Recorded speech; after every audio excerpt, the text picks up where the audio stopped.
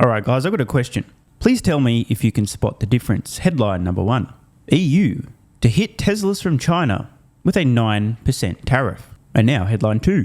EU slashes planned tariff on Tesla's China-made EVs. I'm just going to read this again. EU slashes planned tariff on Tesla's China-made EVs versus EU to hit Teslas from China with 9% tariff. Seems like very different narratives based on the same set of facts. So let's try and get to the bottom of this. Oh, by the way, shout out to everybody who was able to help out, providing some more clarification. First time in the history of this channel. But I'm posting an updated video with new information now. I have officially been fact-checked by the audience. Much appreciated. So I don't want an old video floating out there with a misunderstanding. So let's clarify what the hell is going on. These are two independent headlines discussing the exact same set of circumstances. I just got to play this first clip. It's very short. From Doomberg, just to see. Again, the headline. EU to hit Teslas from China with a 9% tariff. So let's watch this clip and then we'll switch to the next and then we'll try and figure out what's actually going on. Also watching Tesla right now. The EU is planning to hit Tesla with a 9% tariff on EVs imported from China. That's fairly low compared to what they're looking at other Chinese competitors. Let's get over to Abigail Doolittle.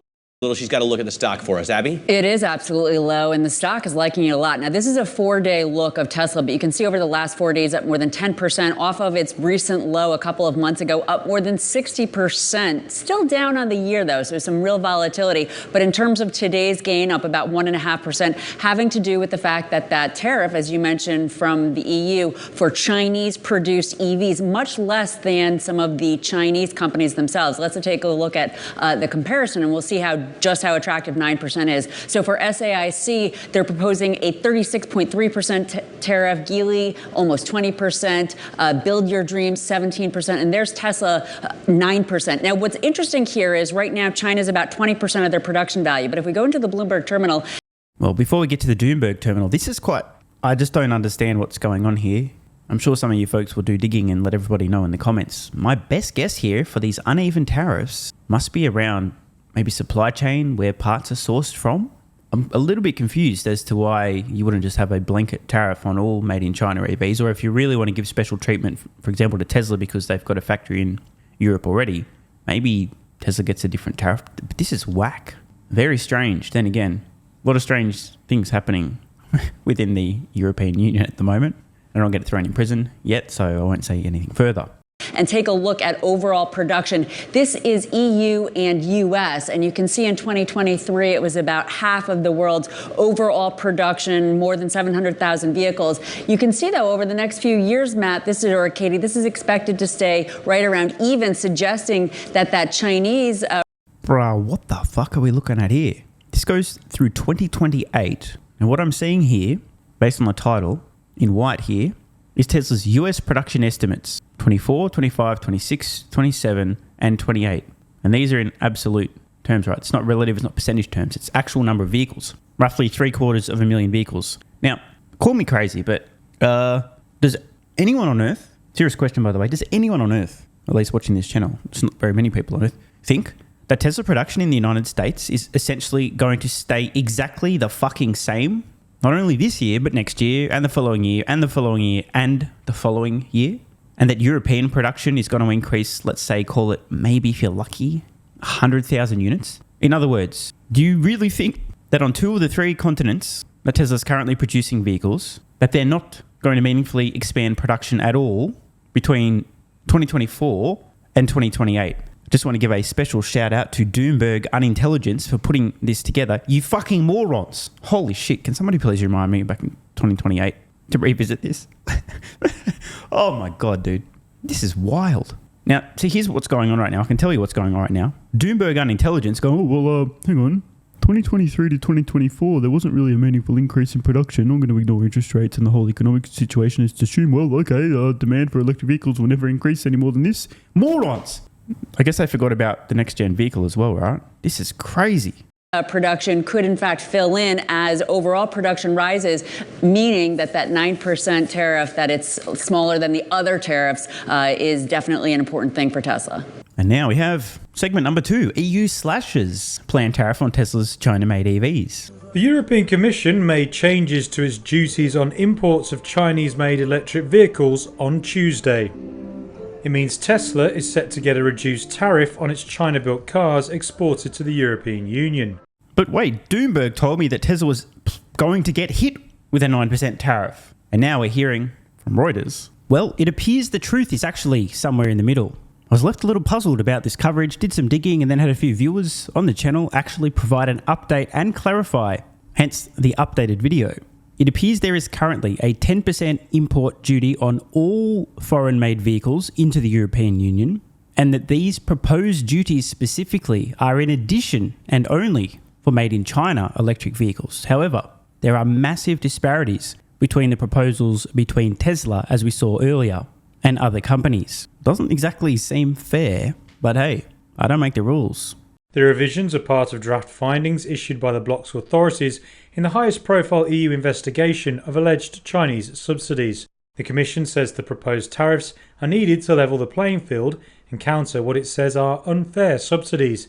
It set a new reduced rate of 9% for Tesla, lower than the 20.8% it had indicated in July. Alright, first this from the big black... whatever. This was 4th of July 2024, but there is a point. This was regarding proposed increases on tariffs already in place for Chinese-made electric vehicles.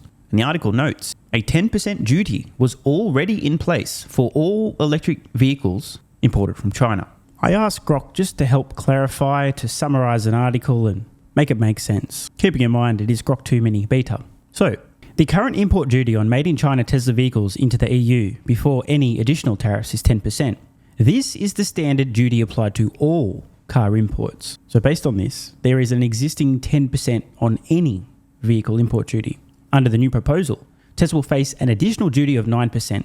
By the way, just to be clear, Tesla does in fact produce vehicles within Europe already, Giga Berlin, so this is not a massive deal. But anyway, they'll face an additional duty of 9%, which will be a total of 19%, which is the standard 10%, plus an additional 9% for made in China, versus the incredibly unfair, let's just be honest, and unreasonable additional tariffs for non-Tesla made in China vehicles. As we can see on screen now, imagine trying to compete with Tesla in Europe, and unlike Tesla, who can make vehicles in Europe and sell them in Europe and then avoid this 19% import duty. What a crazy idea. Imagine you're BYD and you have a cost advantage because your vehicles relative to Tesla, not great. I mean, they're okay, but you know, you cut a lot of costs, cut a lot of corners, you're not on the same level. Now suddenly, you're facing, again based on my best understanding of this, and thanks to the guys and girls who've been helping to clarify, there's an existing 10% duty. So now there's another 17% on top of that. So they're looking at 27%. So if they had a cost advantage of, let's say, 27%, well, that's gone now. Geely, we're looking at nearly 30%. SAIC, getting fucked hard. I mean, they're getting close to 50%. It'll be 46.3%, bro. That is absolutely brutal. And also a sign of things potentially to come in the United States under either administration. Wild times. And such a different narrative we're hearing from different media outlets. One implying that Tesla's going to get absolutely whacked with a 9% tariff, and the other reporting the same information, at least per my understanding, the way they were reporting it, as if the tariff was being slashed. But the truth appears to be it's nearly doubling for Tesla from 10 to 19%, although, like I said, they make vehicles in Europe anyway, so this is really a non-issue. But poor Chinese EV manufacturers who had hopes and dreams of eating the lunch of legacy automotive manufacturers in Europe and other parts of the world. They're going to get slugged massively in Europe, at least the European Union by the looks of it, and likely the United States as well. Tell you what, of all the companies producing electric vehicles, Tesla is not only best positioned, but I mean, they seem to be getting special treatment, at least in the European Union. This is absolutely crazy, because as I've been saying for a long time, the future of the automotive market globally, Tesla number 1, Chinese EV manufacturers numbers 2 through 10. None of the legacy companies are going to make it. They're not going to produce EVs in meaningful volume. They won't even exist 10 years from now. But now the European Union, not just the United States, but the European Union now also likely to impose insane financial costs for Chinese EV manufacturers to sell their products overseas. Meaning the only companies that had any hope in hell of selling meaningful volumes of electric vehicles globally beside Tesla are now going to be playing on ultra hard mode. I mean, bro, could it get any better for Tesla? And by the way, I hate the idea of these tariffs, but hey, from a Tesla investor's point of view, I'll take them. Want more content? Early access? A bunch of perks? Click the links in the pinned comment. AG1 is awesome. I've been taking it daily now for more than 3 years. It's a great way to fill in nutritional gaps. It's packed full of vitamins, minerals, and whole food source nutrients, plus has prebiotics, probiotics, and adaptogens to improve gut health, regularity, and help your body handle stress. I'm always looking for an edge to help me feel and perform my best, which is why I haven't missed a day of AG1 for more than 3 years. And I haven't missed a daily video in more than 3 years. Must be a coincidence, right? Just try it and see how you feel. Click the link in the pinned comment or head to drinkag1.com/SMR and get yourself a free 1-year supply of vitamin D3 plus K2 and 5 travel packs. But don't take my word for it. This is what viewers of the channel had to say after trying AG1. I feel like I have a lot more energy since I started on AG1. By the way, viewer, that makes 2 of us. On to the next. Just got my AG1 in the mail. Legit feeling the effects after day 3. This viewer's been taking AG1 for 8 months and says, what an investment. Another. 3 months ago, I started AG1 and have been enjoying the evenness of alertness and energy that lasts the day. I just started the wife on it too. Are you convinced yet? I mean, hey, it's worth trying, right? Click the link in the pinned comment or head to drinkag1.com/SMR or I can keep going. There's plenty more to come. This viewer, after about a month on AG1, definitely a lack of fatigue in the afternoon.